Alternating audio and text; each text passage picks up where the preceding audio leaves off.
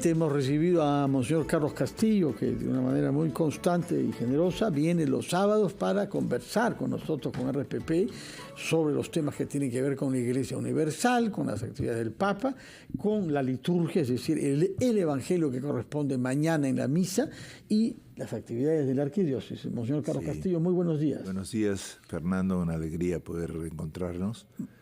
Estamos ya en el Adviento, empezamos el tiempo del Adviento, que significa el acoger, ir a buscar a aquel que viene, porque viene el invitado, viene a visitarnos el Señor, ¿no? Es el nacimiento de Jesús. Claro. Y claro, vamos a preparar ese nacimiento a través de gestos de apertura y de espera al Señor que viene, ¿no? Entonces, por eso este es un tiempo litúrgico para poner acento sobre la esperanza y la espera del Señor. Y por eso el reclamo fundamentalmente es: estén atentos, ¿no? Vigilen, ¿no? Esta apertura que implica una fe de ojos abiertos, no de ojos cerrados. Normalmente hay una costumbre de pensar que la fe es solamente interior, y entonces la gente cierra los ojos y hace una especie de introspección, ¿no? Está bien, también es algo interior, pero es interior porque viene de fuera y nos saca también hacia afuera. Es una religión de ojos abiertos, de servicio, de mirar a la realidad, de encontrar al Señor en la historia, en los acontecimientos, en las esperanzas y en las dificultades diarias, ¿no? Por eso creo que en tiempos actuales que estamos en una situación tan difícil, nos invita el Adviento a percibir la presencia del Señor a pesar de las adversidades, a pesar de las corrupciones y las locuras que hacemos los humanos, pero sobre todo a tratar de discernir y poder separar el grano de la paja, ¿no?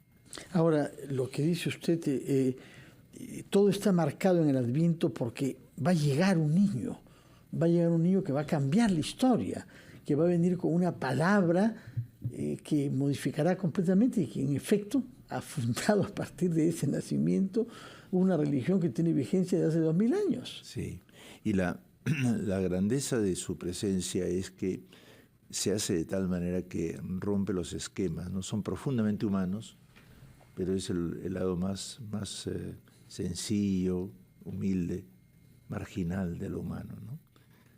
Y justamente uno de los problemas que tenemos nosotros es la dificultad de ver la realidad. Nos ensoberbecemos muy fácilmente, ¿no? Encontramos algo y entonces lo engullimos. Y el mundo moderno sobre todo está basado en el dominio, ¿no? En la concepción dominante de la historia, ¿no? Pienso, luego existo. O sea, mi pensamiento es lo único que guía mi vida. Es cierto que nuestro pensamiento guía nuestra vida, tenemos que madurar, pero no es suficiente. Necesitamos siempre estar abiertos a lo inédito, lo misterioso, lo que está más allá de nosotros, y especialmente las grandes sorpresas que en el caso de la fe cristiana nos vienen de Jesús, que nació pobre y sencillo, y que viene justamente a despertarnos para ser solidarios, para desarrollar las capacidades humanas de amor, de servicio. Bueno, ojalá que la Navidad sea vivida así y no solamente como una fiesta internacional del regalo y como una actividad comercial y gastronómica, no solamente como eso. En todo caso, al mismo tiempo, usted ha venido preparando durante las últimas semanas un plan pastoral para el año 2024. Y de la misma manera que como lo ha hecho el Papa con el sínodo, ha buscado que se incorporen los actores. No es usted que desde su cabeza piensa y decide, sino que escucha y recibe insumos de alguna manera, y por eso es que ha movilizado parroquias, congregaciones religiosas y sobre todo jóvenes. Así. Díganos una palabra sobre eso, por favor. ¿Qué es lo que ha sentido en esta juventud que algunos critican, la consideran pasiva, consumista, obsesionados con las pantallas de las redes digitales? Bueno, primero que nada están ahora en este momento haciendo la segunda parte del plan pastoral. Ayer hemos estado todo el día. Se está haciendo en la catedral. Han habido unos 400 delegados. También ha habido jóvenes, que evidentemente. Y se ha planificado para todo el año con algunas acciones significativas y puntos de unidad. Pero hemos incorporado el elemento de la sinodalidad que el Papa ha incentivado a partir de ese sínodo, en donde ya hay una serie de conclusiones, y la idea es siempre el aprender a resolver juntos las cosas. Y eso es la nueva forma que toma la Iglesia. Ya no resolverlas a partir de una cabeza iluminada que es la que decide y todo el mundo obedece, sino el escuchar siempre y el compartir las cosas y las decisiones y el pensamiento. La segunda cosa es que en esto estamos también preparando otras cosas esta semana. Sí, he visto que hay bastante actividad. Una de ellas es la misa por el aniversario de la policía, bueno, 35 aniversario, el miércoles 5, ¿no? Sí, va a estar el vicario general presidiendo, porque para mí va a ser difícil porque tengo varias tareas ese día. Y entonces queremos evidentemente reconocer el buen servicio y el servicio abnegado de muchos policías, de la gran mayoría, y simultáneamente también la importancia de fortalecer una organización institucional que no debe prestarse nunca a ser naturalmente guiada por caminos torcidos. Y luego el jueves, el día siguiente a la misa por el aniversario de la policía, ordenación de 3 sacerdotes. Sí. Diocesanos. 3 diáconos que ahora pasarán al clero diocesano, son del clero diocesano y pasarán a la condición de presbíteros.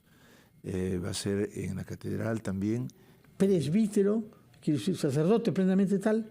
Todavía no es la misma raíz. Presbítero viene de el anciano, ¿no? Presbicia. Sí, sí. El anciano. El anciano, mayor, sí, sí. Los mayores en la fe. Ya. ¿No? Y sacerdote significa hacer sacrificios.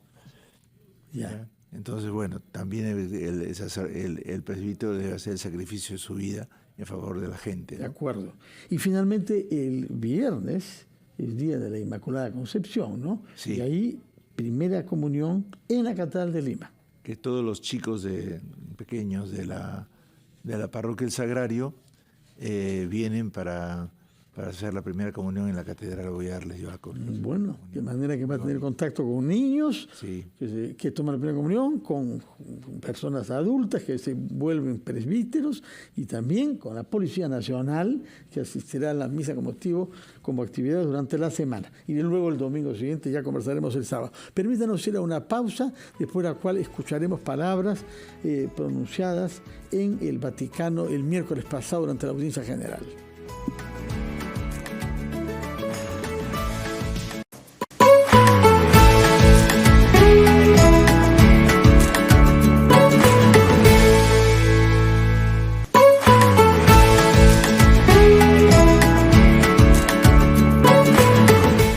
Queridos hermanos y hermanas, en las catequesis anteriores vimos que el Evangelio es alegría y es esperanza para todos.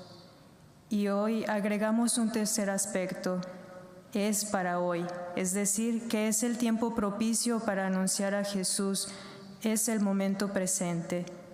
Esto significa que estamos llamados a testimoniar y compartir nuestra fe, acogiendo como un don la cultura y el tiempo que vivimos, para iluminar los nuevos modos de relacionarse con Dios, con los demás y con todo lo creado. Por eso, para evangelizar, es necesario que salgamos a los cruces de los caminos actuales, que vayamos a los lugares donde las personas cada día trabajan y estudian, sufren y reflexionan, para hacer con la fuerza y la luz del Evangelio fermento de diálogo, de encuentro y de unidad.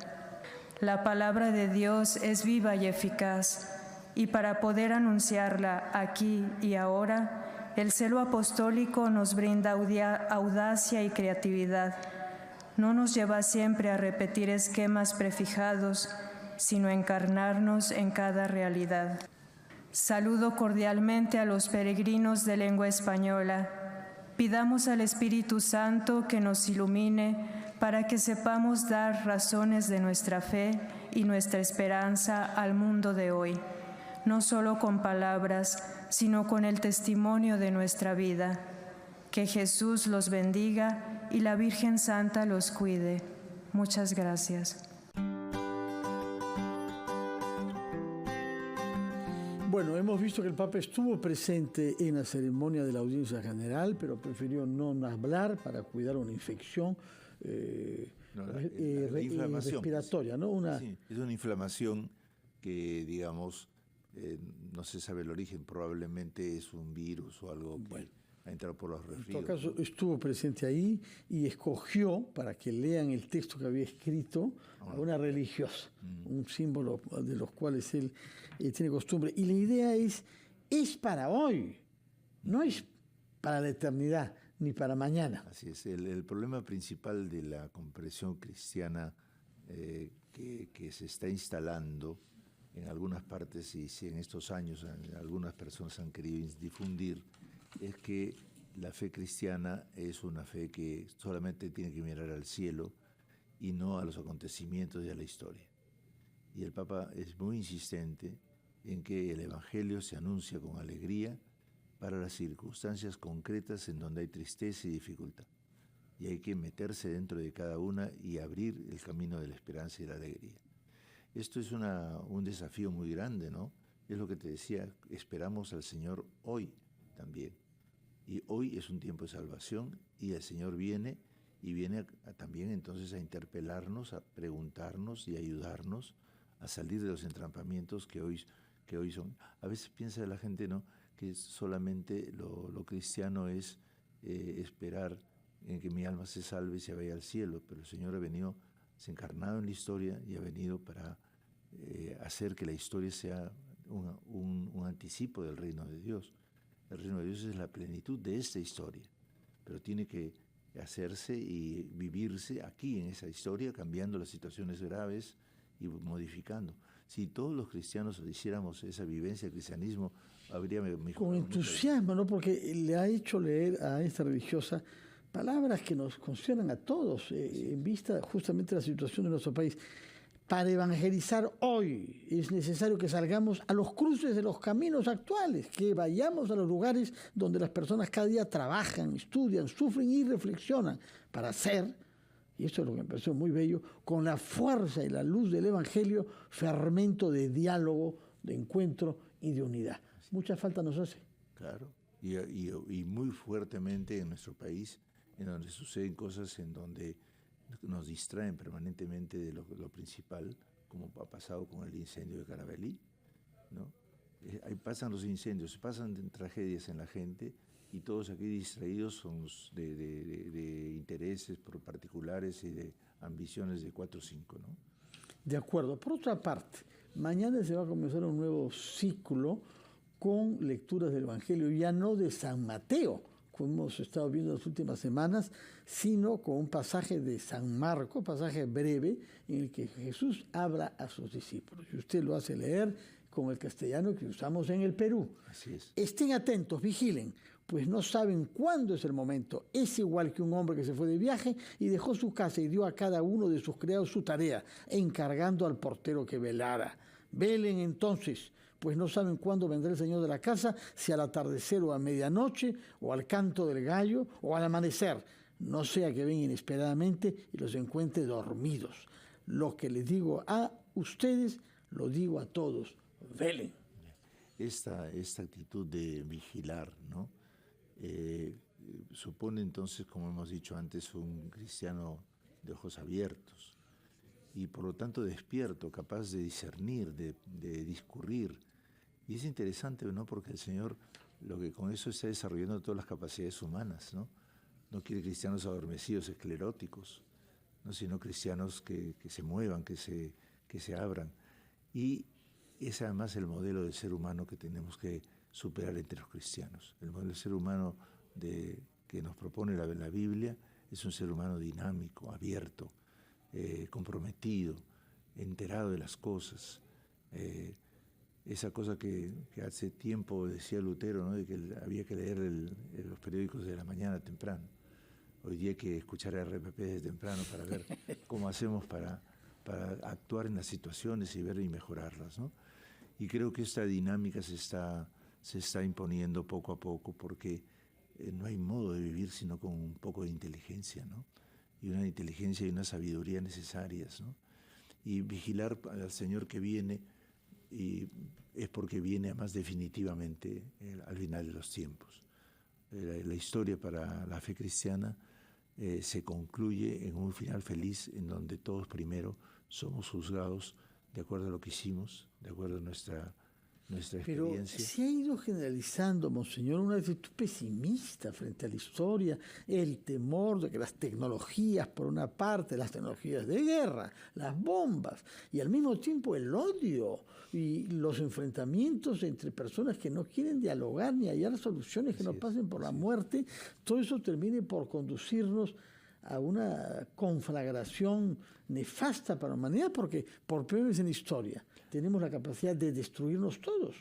Por lo menos en el Evangelio no hay una concepción catastrofista del final.